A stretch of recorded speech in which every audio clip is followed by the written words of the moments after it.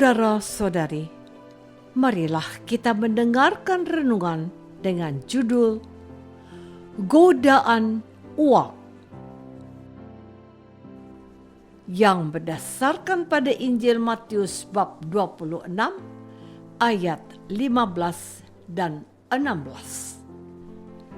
Yudas berkata, "Apa yang hendak kamu berikan kepadaku, supaya aku menyerahkan Yesus kepada kamu?"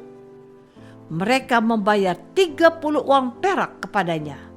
Dan mulai saat itu, Yudas Iskariot mencari kesempatan yang baik untuk menyerahkan Yesus. Dalam nama Bapa dan Putra dan Roh Kudus. Amin. Saudara-saudari terkasih dalam nama Tuhan Yesus Kristus. Bacaan Injil kemarin dan hari ini sesungguhnya lebih menyoroti dan mengangkat tokoh yang paling kontroversi di balik peristiwa sengsara dan kematian, yakni Yudas Iskariot. Tentu menjelang detik-detik yang menegangkan sekaligus mengerikan yang akan dialami oleh Yesus Kristus, Yudas Iskariot menjadi tokoh utama yang patut untuk dipersalahkan. Sebab Yudas Iskariot yang menjadi salah satu rasul kepercayaan Yesus tega menyerahkan Yesus kepada imam-imam kepala. Yudas Iskariot menjual Yesus hanya dengan harga murah, yakni 30 uang perak. Bagi orang Yahudi, harga 30 uang perak adalah harga jual seorang hamba.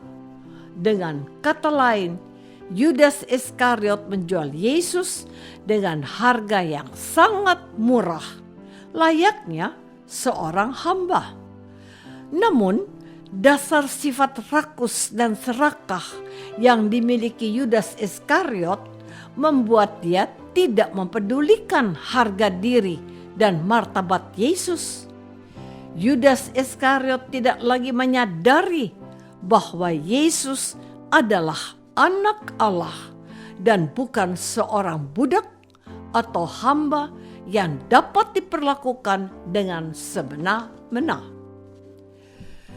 Saudara-saudari terkasih, sifat rakus, serakah, cinta akan uang secara berlebihan menjadi pintu masuk bagi kekuatan iblis untuk menghancurkan manusia.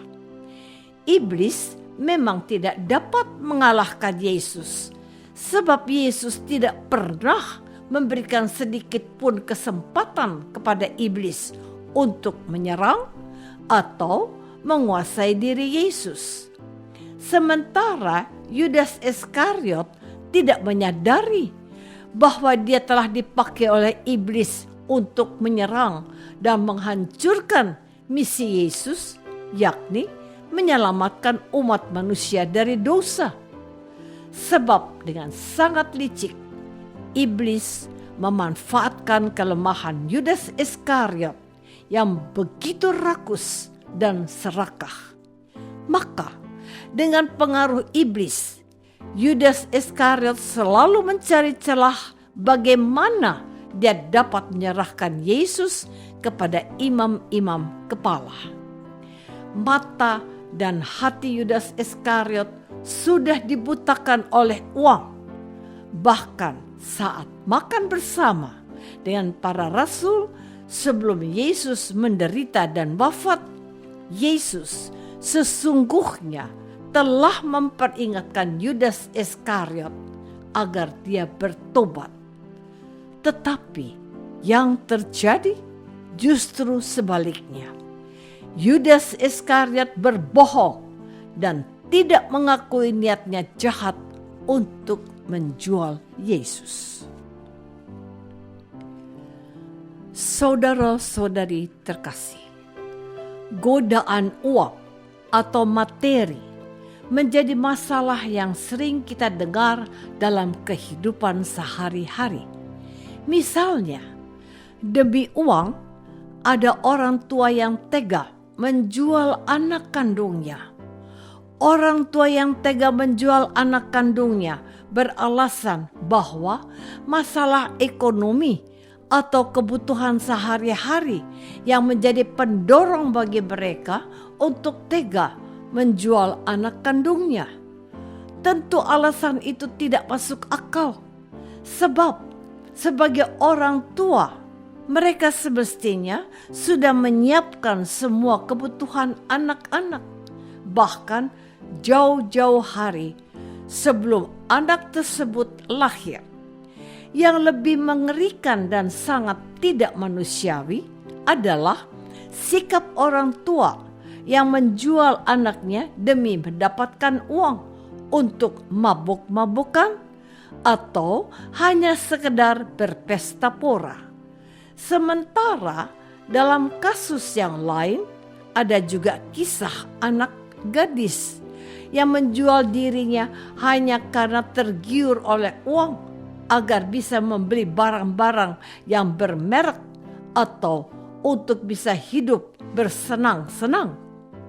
Yang mengherankan, uang yang diperoleh anak gadis itu ternyata tidak dimanfaatkan untuk sesuatu yang tidak penting.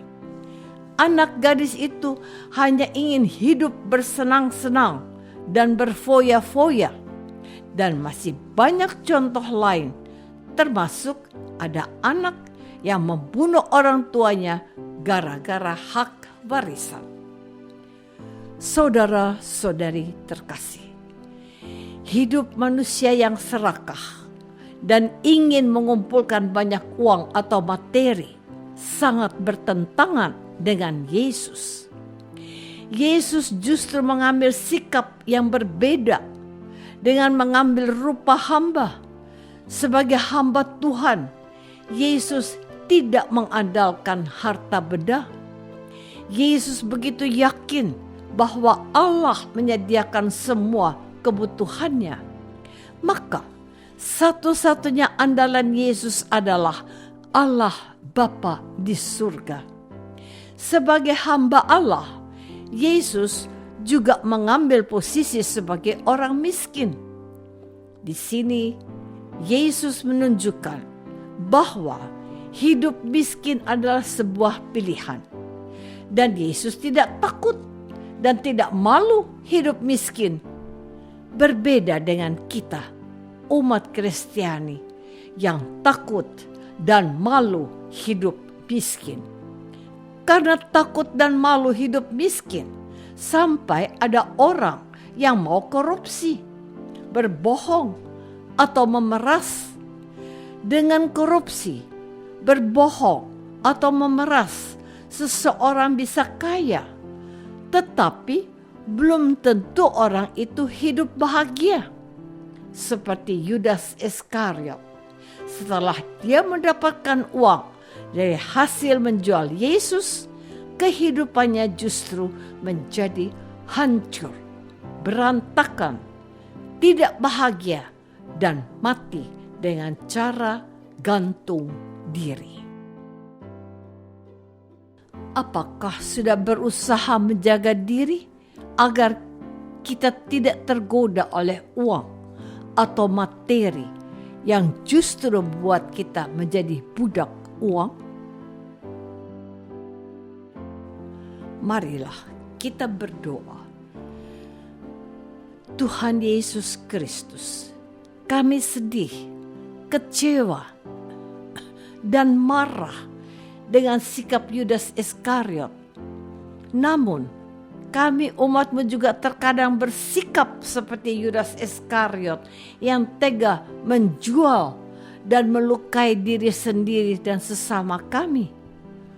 Tuhan, sadarkanlah kami agar mata dan hati kami tidak dibutakan oleh godaan uang. Doa ini kami persembahkan dalam nama-Mu, Tuhan dan pengantara kami. Amin. Semoga kita semua selalu dinaungi dan dibimbing oleh berkat Allah yang Maha Kuasa. Dalam nama Bapa dan Putra dan Roh Kudus. Amin.